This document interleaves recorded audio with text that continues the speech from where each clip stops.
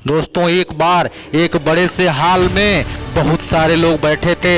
वहाँ पर दुनिया का एक बहुत ही बड़ा स्पीकर आने वाला था और सब लोग उनकी बात सुनने के लिए वहाँ आए थे। लगभग 10 मिनट के बाद वह स्पीकर स्टेज पर आ जाता है और वह बोलता है कि अगर आपने मेरी बात ठीक से सुन ली और समझ ली तो आपकी पूरी जिंदगी बदल जाएगी। उसके बाद वह अपने जेब से एक बिल्कुल नया चमकता हुआ 500 रुपए का नोट निकालता है और उसको ऊपर करके सबसे पूछता है कि ये नोट आप में से किसको चाहिए।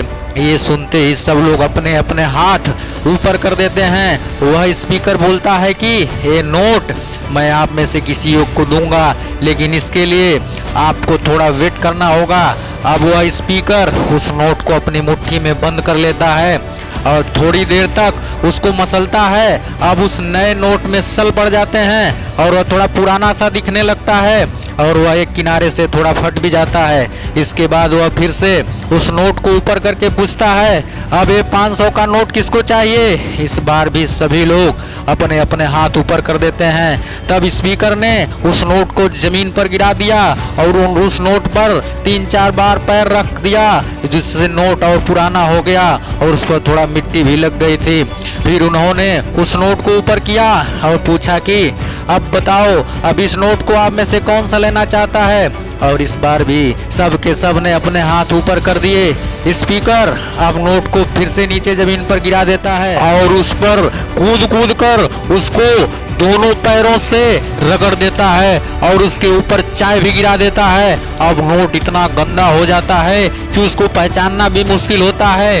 कोई भी उस नोट को देखता तो ही बोलता कि अब ये सिर्फ एक गंदा कागज का टुकड़ा है, अब यह बेकार है, इस दुनिया में इसकी कोई कीमत नहीं है। स्पीकर ने एक बार फिर उस नोट को ऊपर उठाया और ऊपर करके सबसे पूछा अब इस नोट को कौन लेना चाहता है। और इस बार भी सब के सब ने अपने हाथ ऊपर कर दिए। कितना भी गंदा पुराना मिट्टी में सना हुआ चाय का दाग लगा हुआ हो, लेकिन अभी भी वह 500 रुपए का नोट ही था। जिंदगी कई बार बड़े बड़े झटके देती है।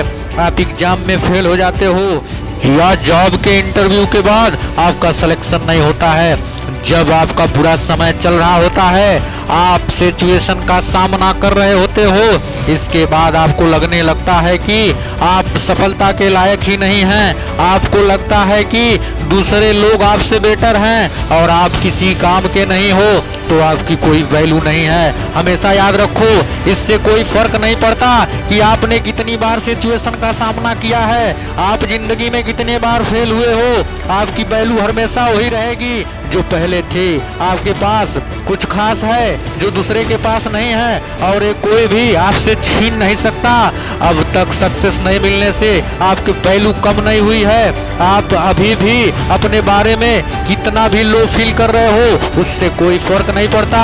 जो लोग आपको अच्छे से समझते हैं वो लोग आपके वैल्यू को उतना ही मानेंगे जितना पहले मानते थे।